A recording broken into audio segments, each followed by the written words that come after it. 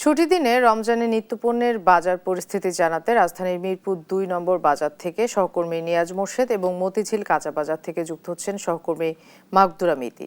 প্রথমে যাচ্ছি মিরপুরে।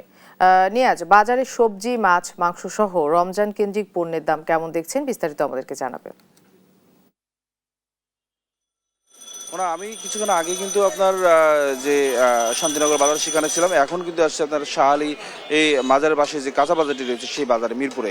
এবং যদি একটু বলি যে নিত্যপণ্যের যে দাম রমজানের নিত্যপণ্যের দাম কিন্তু আসলে কিছুটা এই সপ্তাহে কিন্তু প্রায় স্বস্তির খবর রয়েছে কিছু জায়গাতে।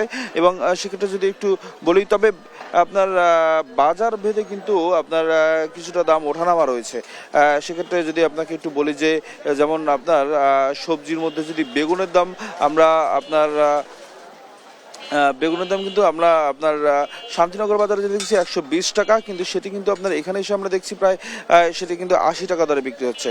এবং আপনার টমেটো কিন্তু আপনার শান্তিনগর বাজারে যেটা দেখছি আপনার ৭০ থেকে ৮০ টাকা কেজি দরে বিক্রি হচ্ছে, কিন্তু এখানে এসে দেখছি সেটা কিন্তু কমে প্রায় ৫০ থেকে ৬০ টাকা দরে কেজি বিক্রি হচ্ছে।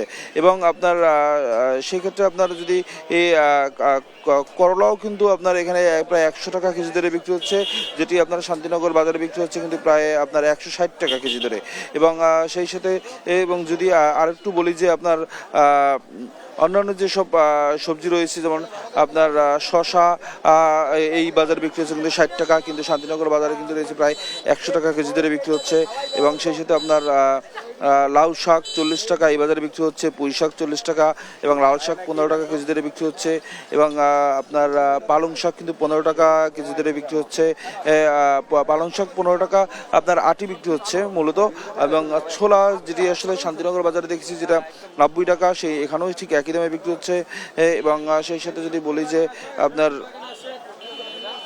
আর গরুর মাংস যেটি আছে ওখানে থেকে আপনার আর যেটা সেটি কিন্তু গরুর মাংস যে ৭৮০ টাকা কেজি বিক্রি হচ্ছে, এই বাজারে ঠিক একই দামে বিক্রি হচ্ছে।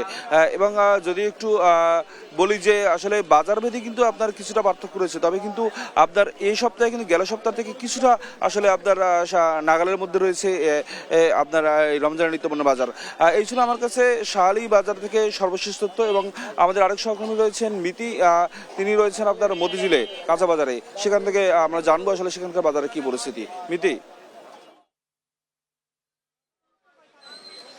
ধন্যবাদ নিয়া। যে মুহূর্তে আমি রয়েছি মতিঝিলের এজিবি কলোনি কাঁচা বাজারে, এবং আপনি অবগত আছেন রমজানের কিন্তু আজকে নবম দিন চলছে, এবং আমরা প্রতি বছরই যেমনটা দেখে থাকি যে রমজান আসলেই প্রতিটি নিত্য প্রয়োজনীয় পণ্যের দাম কিন্তু অনেকটাই বেড়ে যায়, এবং এবছরেও কিন্তু এর ব্যতিক্রম কোনো কিছু চোখে পড়ছে না। পুরো মতিঝিলের কাঁচা বাজার ঘুরে এবং ক্রেতা বিক্রেতাদের সঙ্গে কথা বলে যেমনটা দেখছি, সবজি থেকে শুরু করে মাছ মাংস সব কিছুই কিন্তু অনেক চড়া দামে বিক্রি হচ্ছে।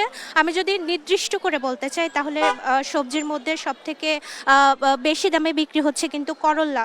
প্রতি কেজি করল্লা বিক্রি হচ্ছে ২৪০ টাকা দরে, এবং রমজান শুরুর আগে কিন্তু যার মূল্য ছিল ১২০ টাকা প্রতি কেজি।